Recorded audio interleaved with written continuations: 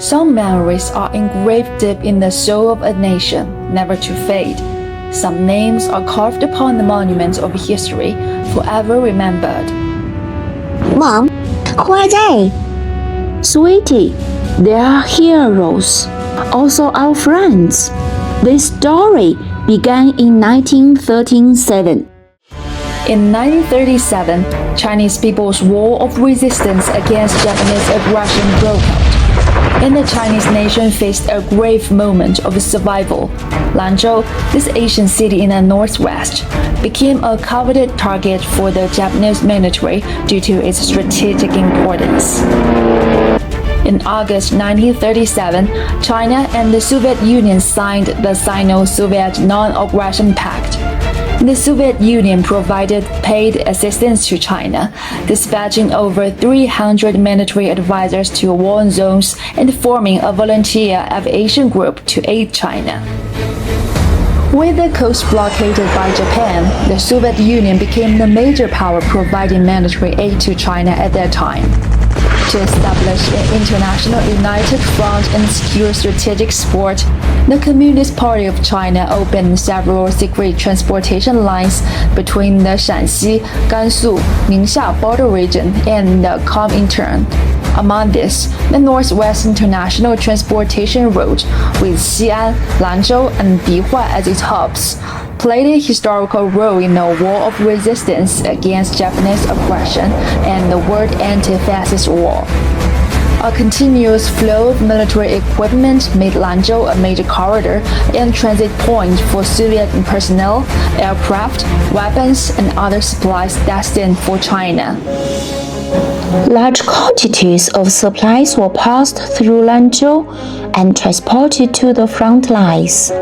Mom, how are these supplies delivered? Was it difficult? Indeed, it was difficult.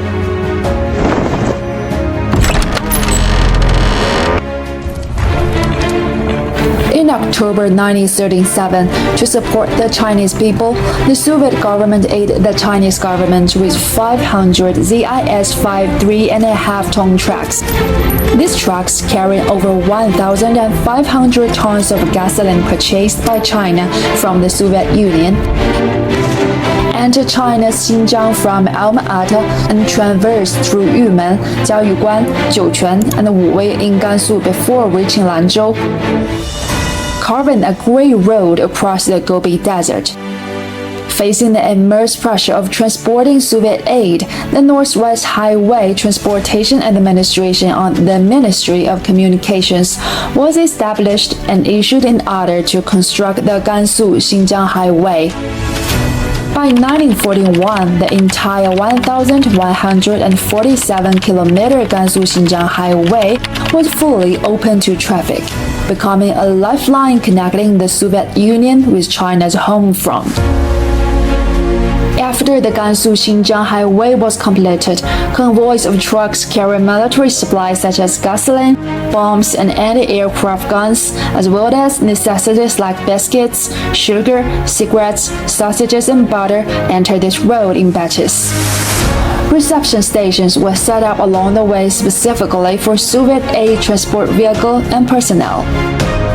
Besides road transport, the Northwest International Air Road also played a significant role. At that time, China and the Soviet Union cooperated to build 10 rudimentary airports along the road from Alma-Ata to Lanzhou, establish air bases.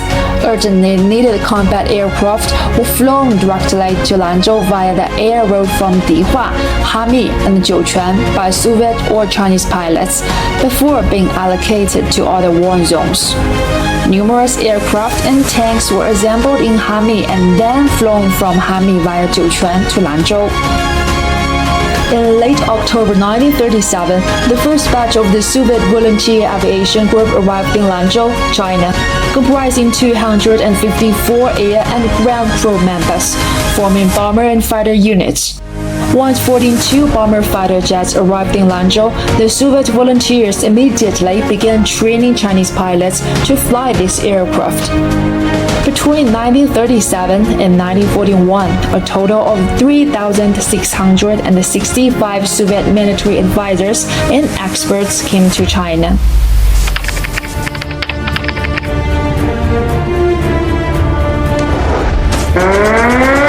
On December 4, 1937, Japanese forces bombed Lanzhou for the first time. From then until September 1941, the invading Japanese army, aiming to cut off the Soviet aid route and destroy Chinese Air Force training bases, consistently targeted Lanzhou for military bombing. However, the military and civilian of Lanzhou were not intimidated. Wuchuan Mountain, Lanzhou's natural barrier, also housed the frontline headquarters of the 8th War Zone Air Defense Command during the war.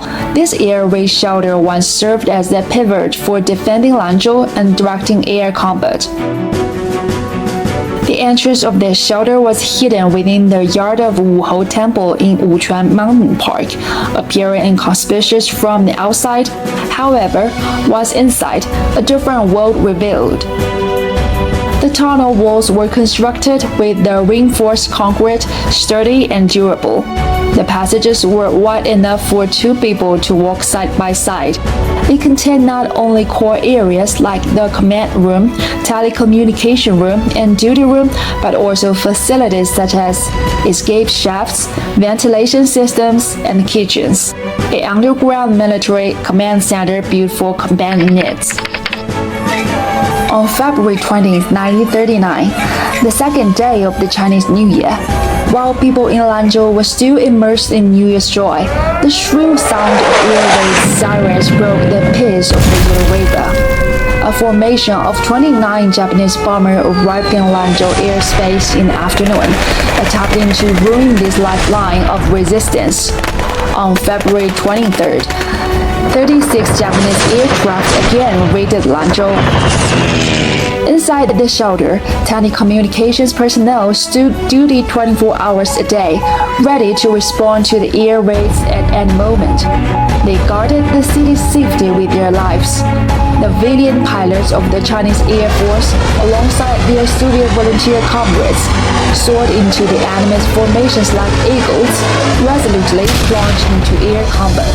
Over 2 days of air combat in Lanzhou, 18 Japanese aircraft were shot or damaged.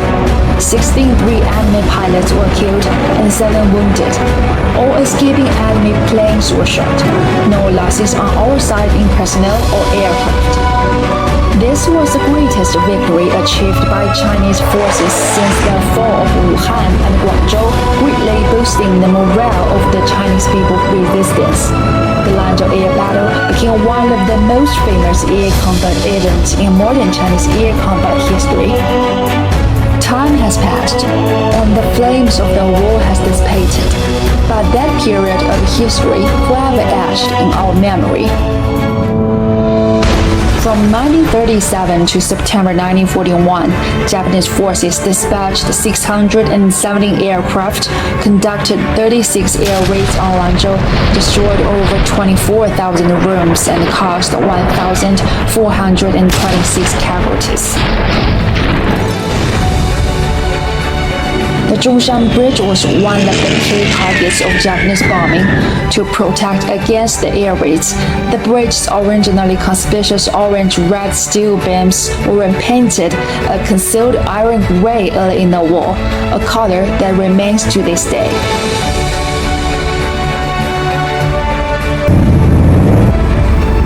The Soviet Union successfully dispatched over 2,000 volunteer pilots to China to participate in the fight against Japanese aggression. 336 of whom sacrificed their lives in China, making significant contributions to the victory of the war of resistance against Japanese aggression and the world anti-fascist war. The Lanzhou air battle witnessed the bravery and resilience of Lanzhou's military and civilians, as well as the indomitable spirit and ultimate victory of the Chinese nation.